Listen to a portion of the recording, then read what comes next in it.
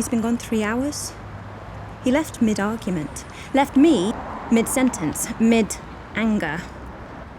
Said he was going to the corner shop. Didn't say which corner. We'd been in a forest that afternoon. 3 years of finding different woods to repair his childhood in. Climbing trees to loosen the sticky grip of his anxiety. I try every shop. Keep walking. Keep calling. Check A&E, but he's not there. 5 hours in. 2 a.m. His phone starts going to voicemail. I call sleeping friends, but no one knows anything. I ask my cat, but he says nothing. The police call at 7. A woman nearing the end of her shift. She tells me Kediye was arrested at 9:30 p.m. He wants you to know he loves you. Do you want me to tell him you love him too? The solicitor calls at 11. Duty solicitor. Couldn't give a toss solicitor. Tells me there were 3 of them. Kediye fought back. One got him in a chokehold and he bit the man to get free. That carries a higher charge. Biting. Could get 18 months. Max sentence is 5 years. I ask if the other people were arrested too, but I know the answer. I want to ask if they were white, but I know the answer. The police didn't photograph Kediye's injuries, didn't collect the CCTV, forcibly strip-searched him, left him with no socks and no mattress. No bail. Trial in 1 month. I feel a hand grab up through my stomach and take hold of my throat. I don't tell anyone. The words fall to the floor and lie there. I tell Samaritans in short, panicked breaths, the words crashing out and up, surrounding me like a flock of birds. And then Kediye calls. Voice in a forest. We have 5 minutes. He tells me the prison name, his prison number. I'm allowed a visit in 2 weeks if I take a flow test and don't wear a low-cut top. He can put on phone credit if I send money. £25 limit. You put the request in on Thursdays and it takes a week. We won't be able to speak again until then. I ask him, will you marry me? The phone beeps. Once, twice. I love you. I love you. I love you. It beeps a 3rd time. And he's gone. I listen to thunderstorms at sea to help me sleep. I sell my car to pay for better solicitors and become addicted to the lottery. Kediye loses weight. Limited vegan options. I lose weight. Feeling a kind of PTSD when I see the groceries bought the day it happened. I go to my friend's wedding alone. Caught up in petrol shortages, I arrive 2 hours late on the brink of collapse. The maid of honour saves me and takes me to a side room set aside for overwhelmed guests. I sit with myself and a mirror.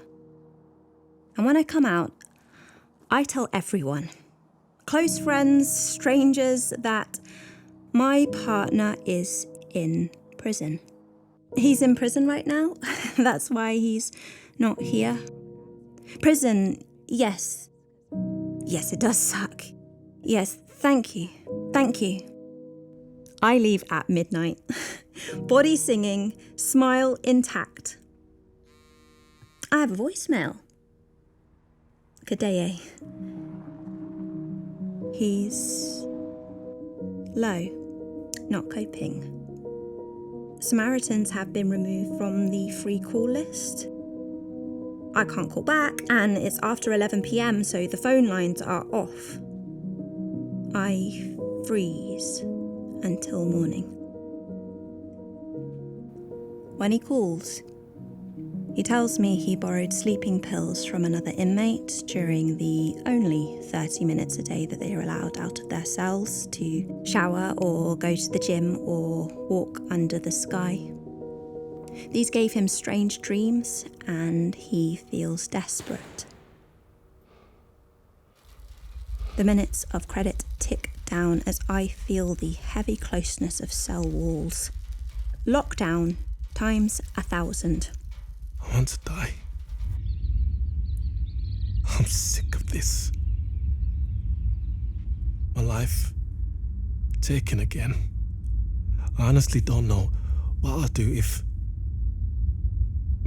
I'm found guilty. Go back to old Kediye, hard Kediye, couldn't care less Kediye. Give the people who put me here a real reason to call the police. Mess them up, ruin their lives. Why not? Make them know what this feels like. I have a dark feeling bubbling and I don't know how to control it. And there's nothing I can say. Nothing to make it right. This tidal wave. The phone beeps once, twice. I love you. I love you. I love you.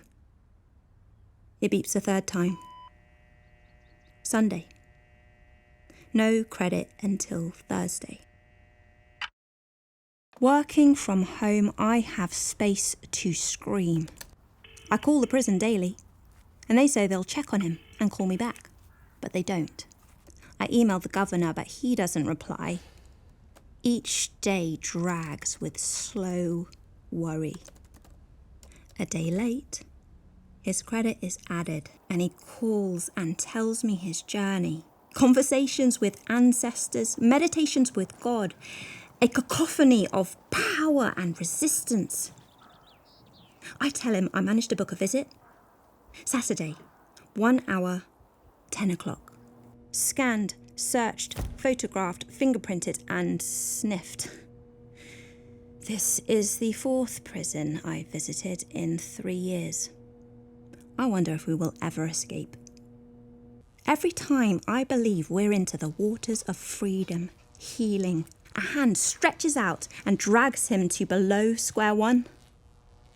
They tell me I can hug him once at the start and once at the end. He enters, and we share our first smile in 3 weeks.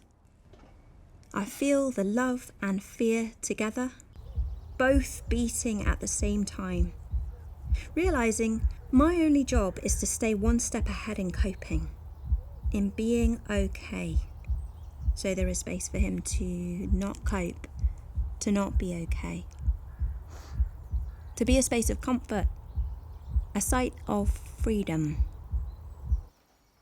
We sit together for an hour and continue our conversation.